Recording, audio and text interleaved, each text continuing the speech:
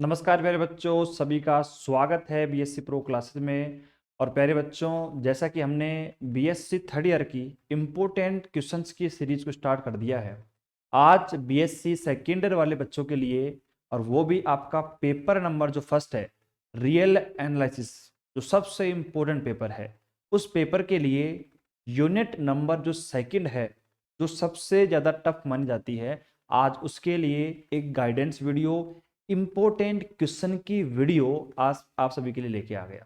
ठीक है, तो प्यारे बच्चों, इस वीडियो में हम बात करेंगे कि जो इंपॉर्टेंट क्वेश्चंस हैं वो तो बताएंगे साथ के साथ, लेकिन साथ साथ में एक्स्ट्रा जो गाइडेंस है कि किस प्रकार उस यूनिट में आपको टॉपिकों को तैयार करना है, क्या करना है, क्या नहीं करना, कैसे नंबर पक्के होंगे, कहाँ से क्वेश्चन आएगा, सब कुछ आज की इस वीडियो में डिस्कस होगा। तो जिस बच्चे ने ये वीडियो देखना शुरू कर दिया है तो वो बच्चा एंड तक इस वीडियो को जरूर देखे, बहुत कुछ सीख के जाएगा। चलो प्यारे बच्चों, वीडियो को स्टार्ट करते हैं। सबसे पहले मैं आपको बता दूं कि हम बात कर रहे हैं इंपॉर्टेंट क्वेश्चंस की, वो है हमारे पास में रियल एनालिसिस। रियल एनालिसिस, और वो भी हमारे पास में कौन सी है, unit number second, real sequence, जिसका नाम है वास्तविक अनुक्रम।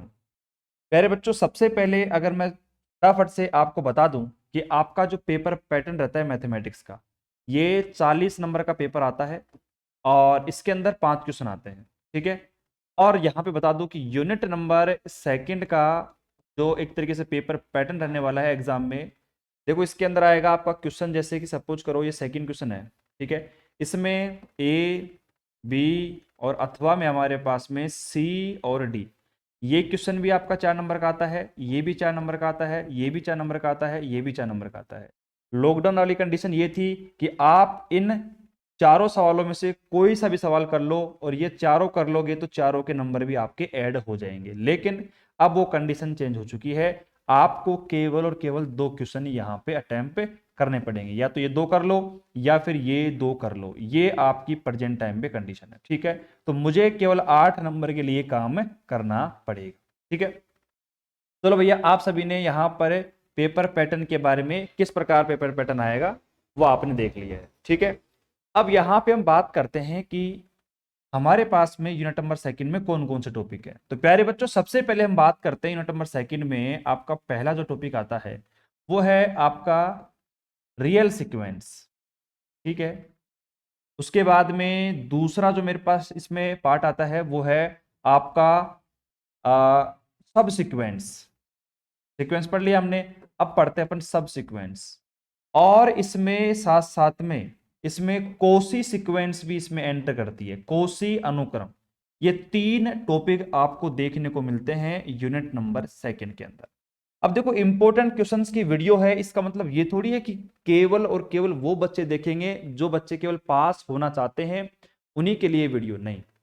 ये वीडियो उनके लिए भी है जो बच्चे अपनी परसेंटेज को 80 क्रॉस भी लेके जाएंगे। तो वो कैसे इस वीडियो से फायदा उठा सकते हैं?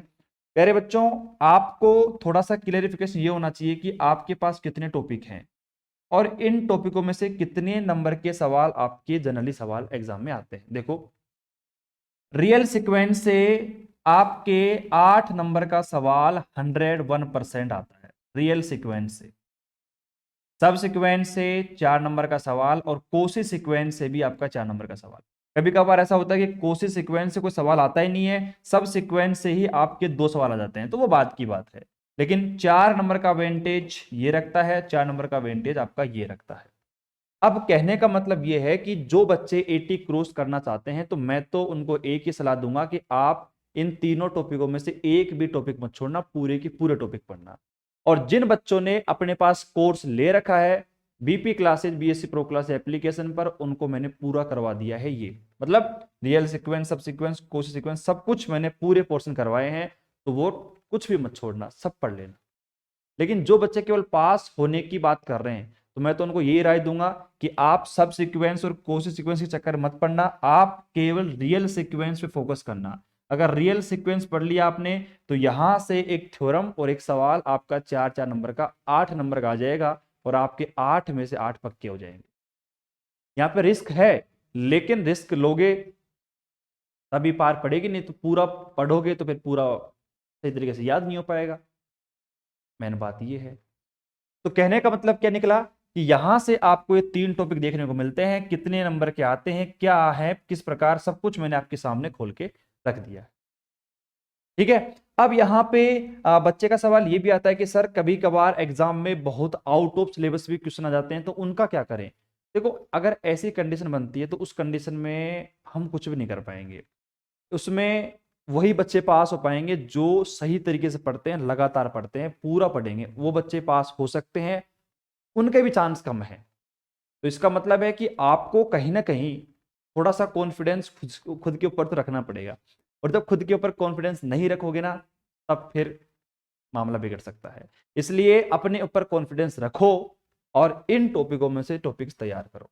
ठीक है, तो चलो अब यहाँ पे बात कर ली हमने नॉर्मली टॉपिक्स के बारे में। अब बात कर लेते हैं अपने मेन इंपॉर्टेंट क्वेश्चंस जो मैं आपको प्रोवाइड करवाने वाला। प्यारे बच्चों, real analysis most question for exam 2023 और यूनिट नंबर 2 में से जो क्वेश्चन आने वाले हैं, उन सभी क्वेश्चंस के बारे में यहाँ पे मैं आपके सामने बातचीत कर रहा हूं। सबसे पहला जो हम बात करते हैं क्वेश्चन ये है कि आपको इस प्रकार का क्वेश्चन देखने को मिलेगा।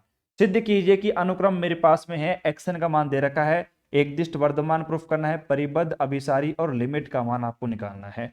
प्यारे बच्चों, बात ऐसी है कि आपने जब सीक्वेंस पढ़ा होगा तो आपने देखा कि वहां पे 3 से 4 टाइप सीक्वेंस में आते हैं अनुक्रम में। तो हो सकता है कि आपको किसी भी टाइप का सवाल देखने को मिल जाए। ये सवाल मैंने इसलिए उठाया है ताकि इस तरीके के सवाल आप सोच सको कि इस तरीके के सवाल एग्जाम में आते हैं। तो ये सवाल भी एग्जाम में आ सकता है और इसके जैसे भी सवाल एग्जाम में आ सकते हैं। मतलब मैं एक टाइप बताने की कोशिश कर रहा हूं, एक प्रकार। तो एक टाइप तो आपका ये हो गया कि इस टाइप के सवाल एग्जाम में आपको देखने को मिल सकते हैं या फिर मिलेंगे। ठीक है। उसके बाद में सेकंड आपका, और कई बच्चे इंग्लिश मीडियम के होते हैं, वो कहते हैं सर हमें इंग्लिश मीडियम से है, हमें समझ में नहीं आता। अब इसमें क्या समझोगे बताओ।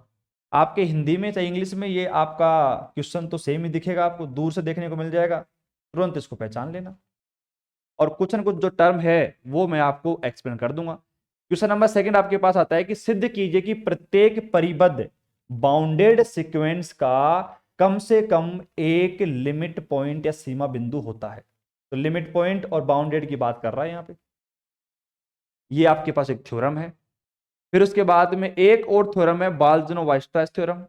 उसके बाद में 4th नंबर पे क्वेश्चन है कि मेरे पास एक सीक्वेंस है n की पावर 1/n और ये 1 को कन्वर्ज करता है, ऐसा आपको प्रूफ करना है। फिर 5 नंबर का क्वेश्चन है, सिद्ध कीजिए कि कोसी अनुक्रम परिबद्ध होती है, बाउंडेड होती है। और यहाँ पे 6 नंबर क्वेश्चन है कि एक अनुक्रम मेरे पास में एक्शन है जो कि L को अभिसृत करता है, तब सिद्ध कीजिए कि उपानुक्रम यानी कि सब सीक्वेंस एक्स वी के भी L को अभिसृत करता है। तो यहाँ पे क्वेश्चंस में आपको डायरेक्टली हिंट देखने को मिल जाएगा कि कौन सा क्वेश्चन कौन सा है। इंग्लिश हिंदी में कोई फर्क नहीं है ज्यादा। ठीक है, छोटा सा हिंट देखने को मिल जाएगा तो आप उसको पहचान लोगे कि ये सवाल कौन सा है, ये कौन सा नहीं है। बात क्लियर।